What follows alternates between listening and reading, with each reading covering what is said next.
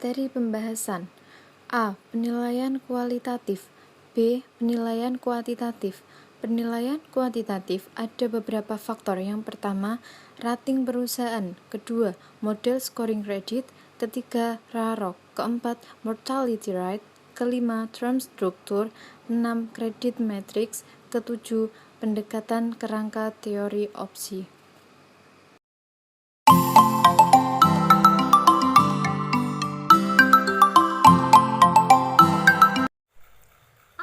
Risiko kredit. Jadi risiko kredit adalah suatu kerugian yang disebabkan oleh ketidakmampuan atau gagal bayar dari debitur atas kewajiban pembayaran utangnya, baik itu utang pokok maupun utang bunganya, ataupun mungkin keduanya.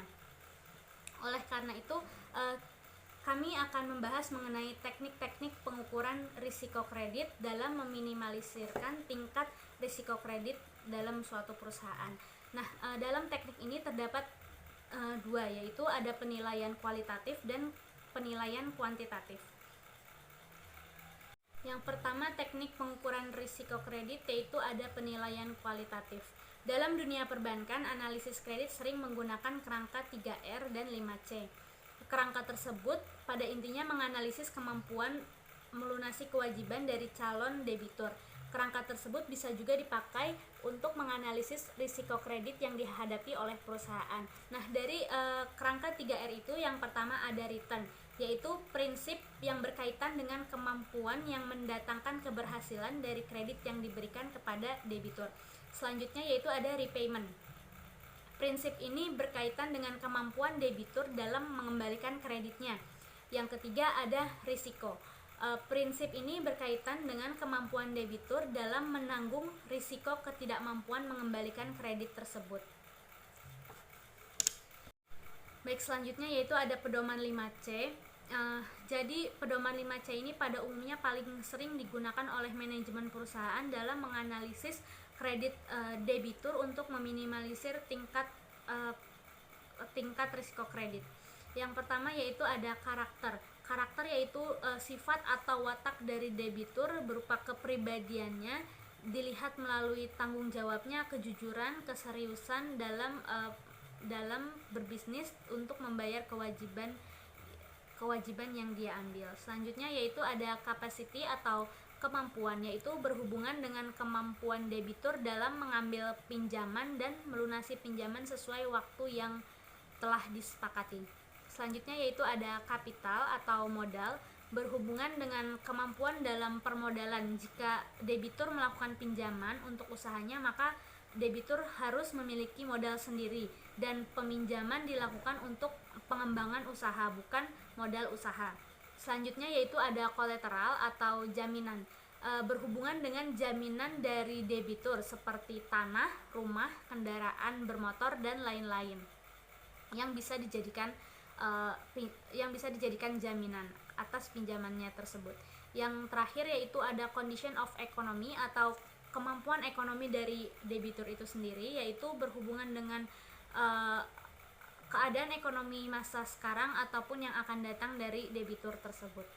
Selanjutnya yaitu teknik pengukuran risiko kredit. Yang kedua yaitu ada penelitian kuantitatif. Untuk penelitian kuantitatif ini memiliki banyak teknik. Salah satunya yang saya akan jelaskan yaitu yang pertama ada rating perusahaan. Perusahaan atau bahkan negara seperti Indonesia yang akan menerbitkan surat hutang baik jangka panjang atau obligasi atau jangka pendek yaitu commercial paper, biasanya akan dirating oleh perusahaan rating. Rating ini akan menunjukkan tingkat risiko perusahaan tersebut. Nah, melalui rating ini calon pembeli obligasi diharapkan memperoleh gambaran mengenai risiko perusahaan yang akan menerbitkan surat hutang. Ada beberapa klasifikasi rating untuk beberapa perusahaan, mulai dari rating yang paling bagus yaitu AAA dan rating yang paling jelek atau bisa dikatakan default atau bangkrut, yaitu dengan rating D.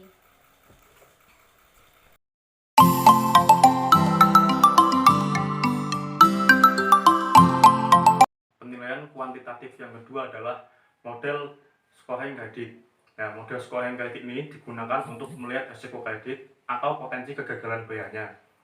Nah, dalam model scoring kredit ini dibagi menjadi beberapa model, yaitu pertama, model diskriminanan. Model diskriminanan ini digunakan ketika kita ingin melihat apakah suatu perusahaan sebaiknya dimasukkan ke dalam suatu kategori tertentu. Nah, contohnya, misalnya kan kita mempunyai dua kategori. Yang pertama, kategori mengalami kegagalan bayar, dan yang kedua, yang tidak mengalami kegagalan bayar. Kemudian, kita akan mengumpulkan informasi. Apa saja informasi tersebut? Yaitu misalnya, satu, laporan keuangan seperti hasil lancar. Yang kedua adalah seperti hasil profitabilitas. Nah, nanti kita akan gunakan untuk memprediksi apakah suatu perusahaan layak dimasukkan ke dalam kategori gagal bayar atau tidak. Yang pertama kali kita perlu lakukan adalah mengestimasi persamaan diskriminan, yaitu dengan menggunakan variabel dependen yang bersifat kategori, yaitu gagal bayar dan tidak gagal bayar, dan menggunakan hasil-hasil keuangan sebagai variabel tidak bebas. Selanjutnya, model probabilitas linear. Nah, model ini dapat menghasilkan angka yang mencerminkan seberapa besar kegagalan bayarnya atau risiko kreditnya. Nah, langkah yang digunakan itu pertama, kita mengestimasi persamaan dengan mengumpulkan data perusahaan yang gagal bayar dan tidak gagal bayar tersebut. Nah, variabel gagal bayar menjadi variabel tidak bebas atau dependennya. Nah, kemudian diberi kode masing-masing mengumpulkan data untuk variabel bebas. Nah, variabel bebas ini misalnya hasil-hasil keuangan. Nah, setelah terkumpul, estimasi bisa kita lakukan dengan teknik regresi linear seperti berikut. Estimasinya adalah Z sama dengan 0,2 tambah 1,3 X1 tambah 0,5 X2, di mana X1 adalah rasio modal kerja, X2 rasio laba sebelum bunga dan pajak. Nah, tabelnya untuk 3 perusahaan adalah sebagai berikut. Terdapat perusahaan A, B, dan C. Nah, kemudian jika ingin melihat probabilitas tidak gagal bayarnya, nah, dapat dilihat untuk dua perusahaan, yaitu perusahaan A dan B. Untuk perusahaan A atau ZA sama dengan 0,2 ditambah 1,3. Nah, X1-nya itu di tabel terdapat atau tertulis 0,4. Kemudian ditambah 0,5. Nah, X2-nya juga di tabel terlihat 0,4. Menjadikan hasilnya 0,92. Nah, kemudian untuk perusahaan B atau ZB sama dengan 0,2 ditambah 1,3, X1-nya 0,1 ditambah 0,5, X2 nya sama dengan negatif 0,05, dan hasilnya adalah menjadi 0,305. Nah, demikian dalam dua perhitungan tersebut dapat dilihat bahwa perusahaan A mempunyai risiko kredit lebih rendah dibandingkan dengan perusahaan B. Dapat dilihat dari hasil tersebut. Selanjutnya ada model probabilitas logit yang akan dijelaskan oleh teman saya.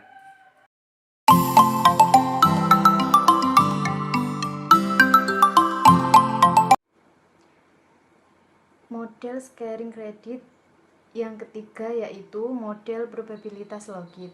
Kelemahan dari model probabilitas linear adalah ada kemungkinan probabilitas yang dihitung di luar wilayah 0 dan 1. Lebih kecil dari 0 atau lebih besar dari 1. Probabilitas bernilai 0 dan 1 yaitu inklusif. Model persamaan logit menggunakan link logit itu bukan linear seperti dalam regresi biasa. Ini adalah contoh dari model probabilitas logit. Contoh dari probabilitas logit. Misalkan Y adalah probabilitas sukses regresi logit, bisa ditulis dengan cara logit Y sama dengan log Y per 1 kurangi Y sama dengan alfa plus beta 1 X1 plus beta 2 X2. Penulisan yang kedua bisa menggunakan cara Y sama dengan X alfa plus beta 1 X1 plus beta 2 X2 dibagi 1 plus X alfa plus beta 1 X1 plus beta 2 X2. Ini adalah contoh kurva probabilitas logit, di mana dalam sumbu X terdapat variabel independen dan di sumbu Y ada probabilitas. Misalkan hasil estimasi menunjukkan persamaan, maka Y sama dengan 0,2 plus 1,3 X1 plus 0,5 X2, di mana X1 yaitu rasio modal kerja per total aset dan X2 yaitu rasio laba sebelum bunga dan pajak per total aset. Penilaian kuantitas yang ketiga yaitu RAROC, Risk Adjusted Return on Capital. Ide dari RAROC adalah membandingkan tingkat keuntungan dengan model yang berisiko. Model yang akan terkena dampak jika debitur mengalami kegagalan bayar. Pembandingan tersebut bukannya total dana yang digunakan untuk mendanai pinjaman tertentu. Sebagai lazim, digunakan untuk mengukur kinerja untuk konvensional.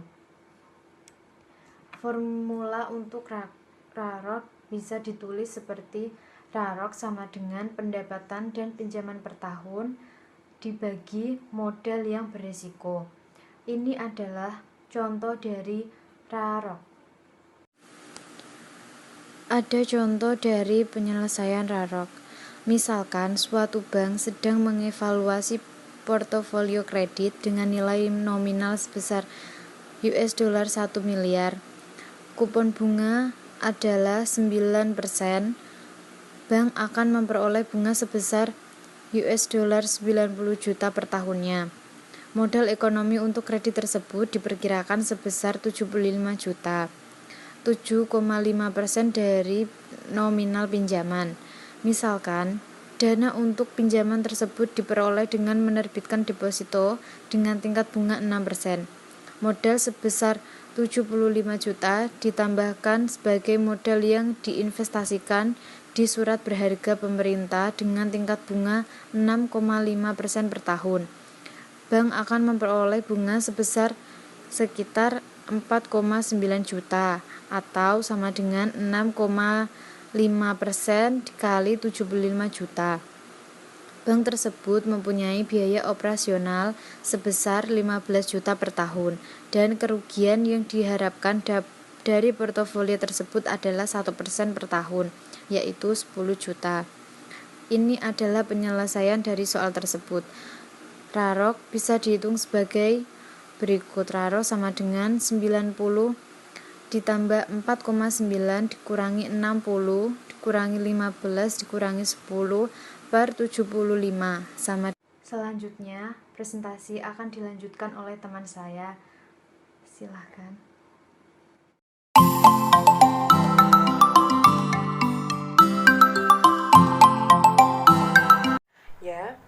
Sekarang dengan saya di sini akan bahas dua materi. Yang pertama ada mortality rate, yang kedua ada term structure. Yang pertama, mortality rate. Apa sih itu sebenarnya? Nah, mortality rate atau kita sering sebut sebagai MMR, sebuah persentase kebangkrutan yang terjadi pada suatu kelas resiko tertentu. MMR ini mirip dengan tabel kematian pada manusia yang kita bisa lihat pada bab resiko kematian. MMR ini bisa dihitung dengan tabel historis. Sekarang yang kedua, term structure. Apa sih itu term structure? Ini dia rumus mortality rate. Mortality rate tahun pertama yaitu total nilai obligasi yang default pada tahun pertama dibagi total nilai obligasi yang beredar pada tahun pertama penerbitan. Yang kedua ada mortality rate tahun kedua, yaitu total nilai obligasi yang default pada tahun kedua dibagi total nilai obligasi yang beredar pada tahun kedua setelah penerbitan disesuaikan dengan default, pelunasan, jatuh tempo, dan pelunasan dari sinking fund.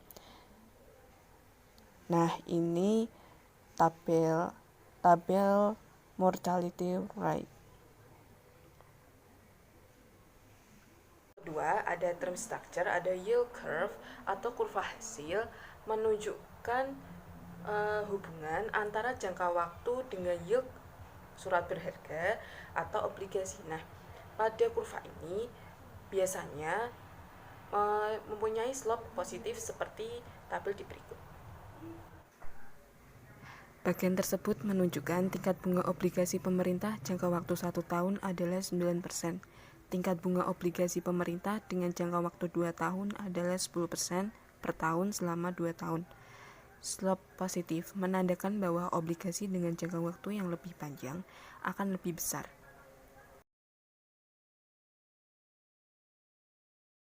Tingkat keuntungan yang diharapkan untuk obligasi pemerintah sebagai berikut. Rumusnya 1 plus RF sama dengan PI 1 plus RI, di mana RF yield obligasi pemerintah, RI yield obligasi perusahaan, PI probabilitas obligasi perusahaan bertahan. Dengan data di atas, PI dapat dihitung sebagai berikut. PI sama dengan 1 plus 1,09 dibagi 1 plus 0,12 sama dengan 0,97.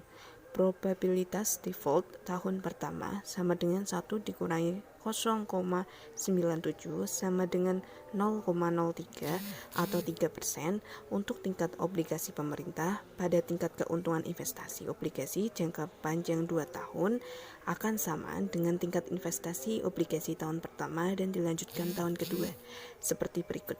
1 plus R2 pangkat 2 sama dengan 1 plus R1 kali 1 plus F2. 1 plus 0,1 pangkat 2 sama dengan 1 plus 0,9 dikali 1 plus F2. F2 sama dengan 11%. Tingkat bunga forward perusahaan pada tahun kedua, F2 sama dengan 1 plus 0,2 pangkat 2 dibagi 1 plus 0,12 dikurangi 1,29 sama dengan 0,29 atau 29%. Probabilitas bertahan dan default marginal pada tahun kedua adalah PI sama dengan 1 tambah 0,11 dibagi 1 plus 0,29 sama dengan 0,86.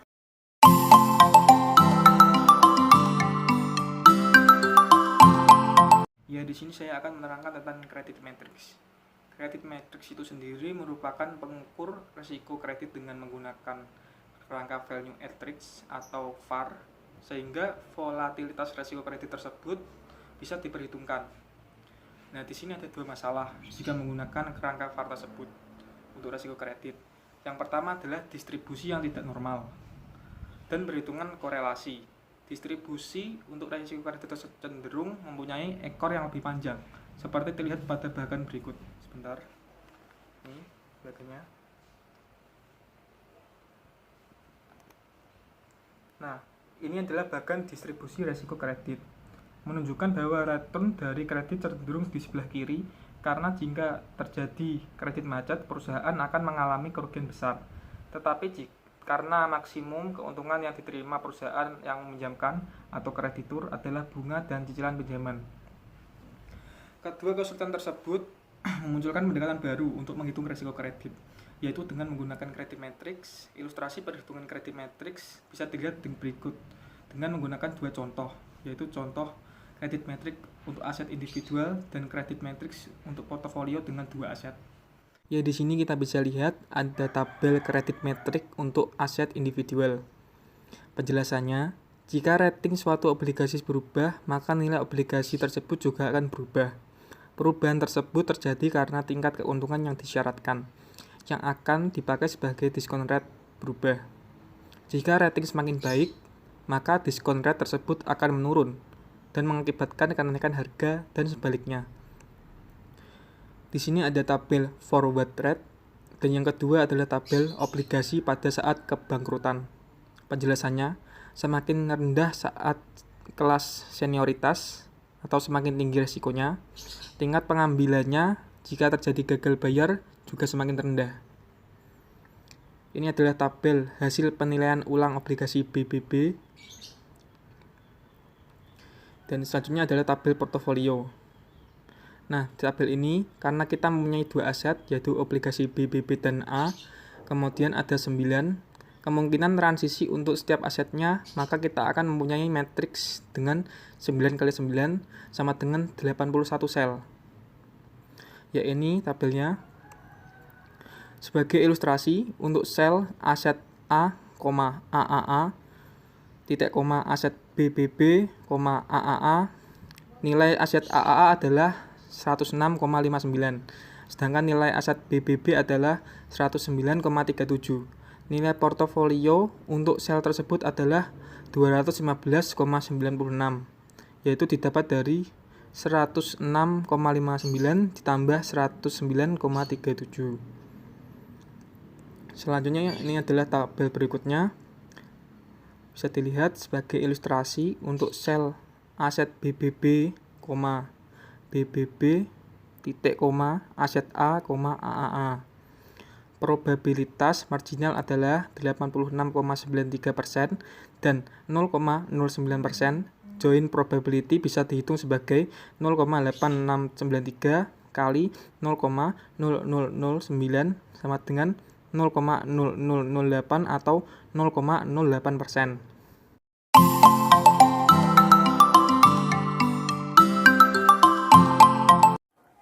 Oke, di materi selanjutnya yaitu ada pendekatan ke angka teori opsi beserta contoh.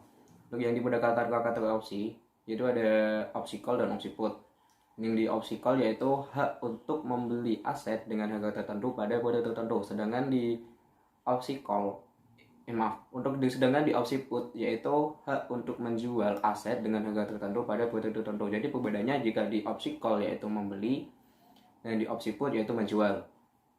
Nah, penjual opsi call atau put mempunyai kewajiban untuk menyediakan aset yang akan dibeli, atau jika pemegang opsi call mengeksekusi haknya, atau juga membeli dengan aset yang akan dijual jika pemegang opsi put mengeksekusi haknya. Sebagai kompensasi, penjual opsi menerima premium atau harga opsi sebesar nilai tertentu. Dengan menggunakan teori opsi, pemegang saham bisa digabungkan sebagai pihak yang membeli opsi call. Pemegang hutang atau pemberi hutang bisa digabungkan sebagai pihak yang menjual opsi put. Dengan menggunakan teori opsi, pemegang saham bisa digabungkan sebagai pihak yang membeli opsi call. Pemegang hutang atau pemberi hutang bisa digabungkan sebagai pihak yang menjual opsi put. Misalkan, kreditur memberi pinjaman kepada pengusaha dengan nilai 1 juta. Berikut ada gambar pemegang saham dengan kerangka opsi, yaitu dengan sebagai contoh nilai saham 1 juta dan nilai perusahaan 1 juta. Dengan grafik di atas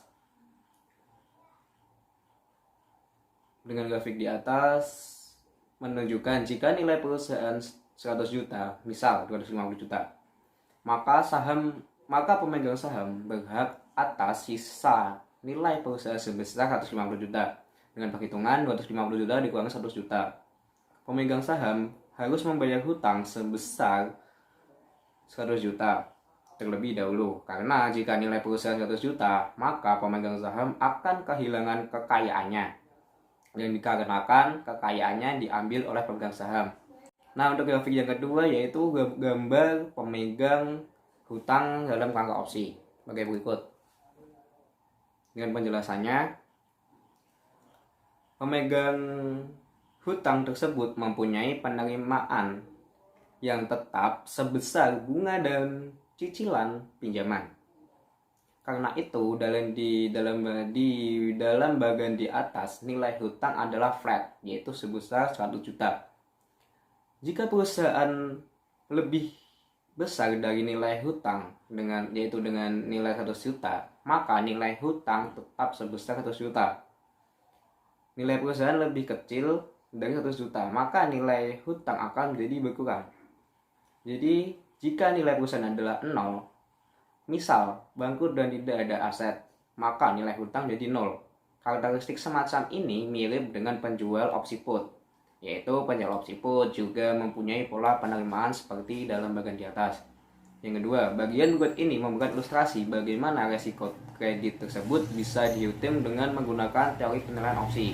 Beberapa akademisi menggunakan kerangka teori opsi untuk menganalisis resiko kredit. Dengan menggunakan kerangka teori opsi, pemegang saham bisa digambarkan sebagai pihak yang membeli opsi call, dan pemegang hutang atau pemberi hutang bisa digambarkan sebagai pihak yang jual opsi put.